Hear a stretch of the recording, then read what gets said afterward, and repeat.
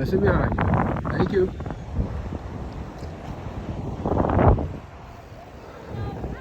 An old Polish joke with it's just a promiscuity. People out today, it's warmer. Hey, good seeing you again. What's up? What's up, bud? That guy, he rode from, well, he's all over Pittsburgh. I think he rode, I forgot where, but I don't know if he rode Florida, North Carolina, I believe. Oh, no, Florida, Gainesville. Good running, good running. So, yeah, Gainesville, Florida, he rode all the way here. You know, it's a journeyman right there on a bicycle. It's pretty cool, pretty intense. I mean, it's inspiring. You know, it's a form of freedom. And,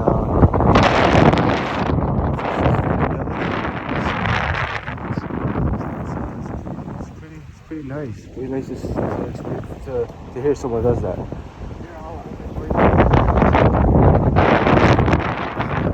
Like a joke, her pants remind me of my the couch we used to have.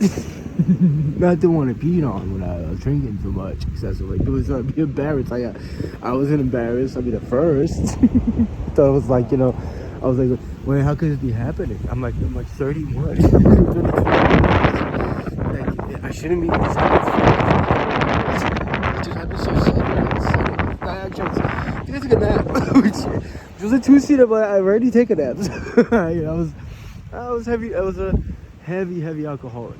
I mean, I wouldn't declare myself alcoholic. I don't know. I was like, I tried to stop and I went to withdrawals. I mean, the next day in the morning, or the next day, I would drink in the morning, and I would drink all the way throughout, and you know, I would stay up at night. That was my lifestyle. And you know, I didn't have a job. Obviously, I would spend time on the internet. When people say, you know, you live on the internet, you live on this website or this video chat or this chat site. I'm like, yeah, yeah, I do. Excuse me, can you get off my lawn? Like, you know, yeah, you're welcome. How are you? Whatever. I could care less. I would just say YouTube, just surfing the web, chat sites, you know. But yeah, that was my lifestyle, and it wasn't the best. How you doing? Are you right? You know, so yeah, alcohol was there. You know, and my mother, she would, like, you know, she'd give me a couple bucks every day. A lot of times, you know, hey, she would buy me cigarettes, you know, like cartons of Newports.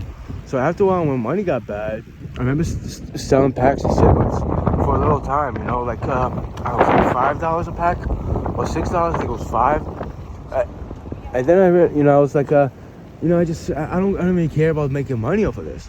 I just want to get my 3 natty ices. People say, oh, you should have sold it for like 9. This, I'm like, I'm not a business person. I never really saw it as a money making thing, you know. I'll give people cigarettes for free. I mean, you know, I share with people. I just want my 3 tall cans, you know. And it was how it was. You know, that's not the most relevant thing, but if you think about it, that's how my life was. And when I stopped that day, that night, or that day to the next day, it was just, I started shaking. Like, it was just, you know, it was my blood sugar, and you know, the alcohol kicked out of my system, and my I guess, you know, my sugar, or the insulin. However, nice riding, man. Looks great. People have fun over here. Just enjoy the warm day. You know, just sugar, whatever, how blood sugar, you just stabilize or something, or, you know, I guess it just dropped, I would say. I'm not even thinking about it, but yeah, it was just it was kind of frightening. It's kind of frightening, and let me make this turn. I went through it, and then like an hour later, I was going through it actually, and I went to the liquor store. Now we call it the liquor store in Jersey here. But anyway, I went to the liquor store and I drank again, and I started drinking, and I don't remember then if I kind of tried to stop, and I stopped a little. You know, it was more, you know, as far as my alcoholism, as it was through the years, it's a lot of times I didn't know. A lot of times it was a coping mechanism, really what it was. I just, you know, I couldn't be sober. It was emotional, psychological, you know. I went through so much in life, and I needed something. It's to deal with things, and yeah, it was. I was addicted to it. You know, I admit I had instances when I couldn't think of anything but, you know, having a drink, multiple times in my life.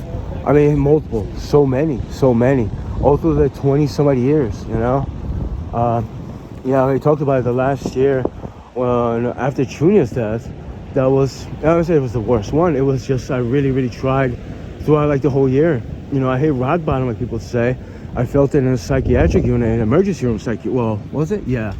And then you say the basement, the no light room, LED room, cold room. And I just didn't want to have a thought about her because I didn't want to be messed with. I just wanted, you know, I was so down. It was just a relief that they let me go. Well, the next day, one of the doctors, you know, actually, and the next day I came back, you know, Chunya wasn't there.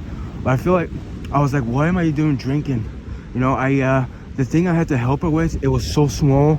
That night, I mean, I could have just, she could have been healed. I forget how it was, but after I came to the psych, after I came back actually, well, the second time I went to the psych ward again, I believe, because of that, you know, so it's multiple times, I don't remember properly right now. But yeah, it was coming through. Sorry. Riding through. Thank you. Thank you. I'll go on the bike lane. Got too close. It wasn't dangerous, but I should be a bicycle. I ran into someone. Yeah, when she passed, actually, my parents, you know, I told her put her down. They're gonna put her to sleep at night. And actually, there was nothing I could have done. I knew it too.